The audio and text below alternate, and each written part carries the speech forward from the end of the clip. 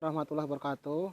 Berikut ini akan kami sampaikan video tentang pandangan kemerdekaan belajar, filosofi kemerdekaan belajar, filosofi yang memerdekakan belajar anak, yaitu salah satu konsepnya yaitu merdeka belajar. Nah, video ini ditujukan untuk rekan-rekan guru yang saya cintai bahwa merdeka belajar itu salah satu komponennya yaitu murid ya, bahwa murid itu adalah hal yang sangat penting ya, yang dimana setiap hari kita bertemu dengan murid ya. Nah, ini juga murid memiliki faktor-faktor yang bisa menentukan dia belajar dengan serius ya, yaitu salah satunya minat ya. Jadi ini minat ini berbeda-beda setiap siswa. Ada yang minat di seni, ada yang minat di matematika, ada yang minat di memasak dan sebagainya. Ini tentunya kondisi yang berbeda-beda. Kemudian yang berikutnya, selain minat juga murid memiliki kebutuhan belajar yang berbeda-beda, yaitu bagaimana murid membutuhkan belajar sesuai dengan profil belajarnya, sesuai dengan minat belajarnya, sesuai dengan profil belajarnya. Misalnya ada yang minat menggunakan film, menggunakan gambar ya, minat membaca buku dan sebagainya. Kemudian juga di satu yang lain yaitu murid kita memiliki karakteristik siswa yang berbeda-beda ya. Nah, siswa yang berbeda karakteristik itu antara lain bagaimana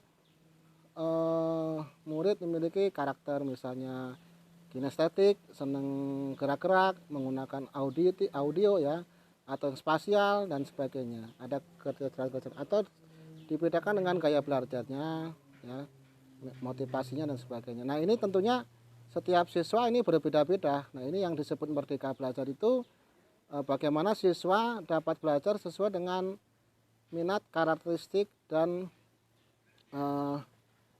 minatnya tadi itu ya. Jadi itu. Nah, di sisi yang lain yaitu ada yang lagi pendidik ya. Nah, pendidik ini adalah guru.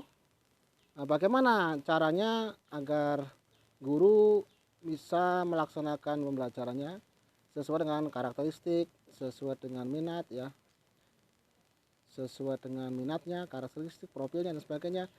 Salah satunya yaitu dengan pembelajaran berdiferensiasi. Ini bagaimana pembelajaran berdiferensiasi ini mengatasi persoalan-persoalan terhadap murid yang berbeda.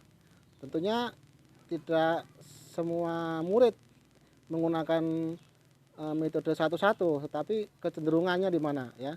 Kecenderungan siswa itu kebutuhan belajar di mana? Apakah misalnya dalam materi penjas ya, kebutuhan belajarnya ada yang guru memberikan contoh dengan gerakan langsung, ada siswa difasilitasi yang suka dengan belajar membaca buku ya.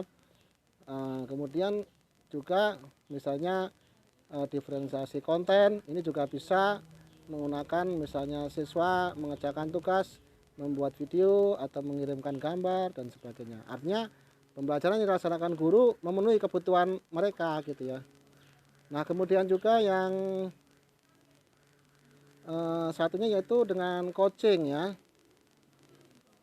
Nah, coaching ini bagaimana guru melayani murid ya, melayani murid dengan cara yang berbeda ya, dengan cara yang berbeda. Bagaimana caranya?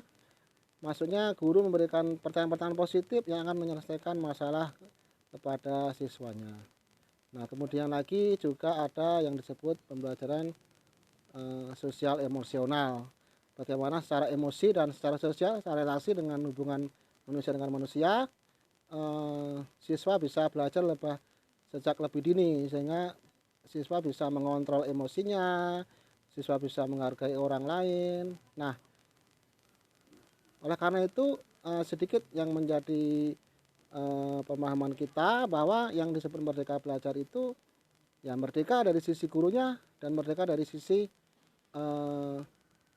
muridnya merdeka dari sisi murid merdeka untuk menerima pembelajaran sesuai dengan karakteristiknya, merdeka sesuai dengan kebutuhan belajarnya, merdeka sesuai dengan minatnya. Demikian guru juga diberikan kemerdekaan juga, merdeka melayani murid sesuai dengan karakteristiknya masing-masing, merdeka melayani murid dengan kebutuhan belajarnya masing-masing, dan merdeka melayani murid dengan minatnya masing-masing. Nah, tentunya ini menjadi PR kita bersama. Saya mengajak kepada rekan guru untuk kita bersama-sama. Terima kasih. Assalamualaikum warahmatullahi wabarakatuh.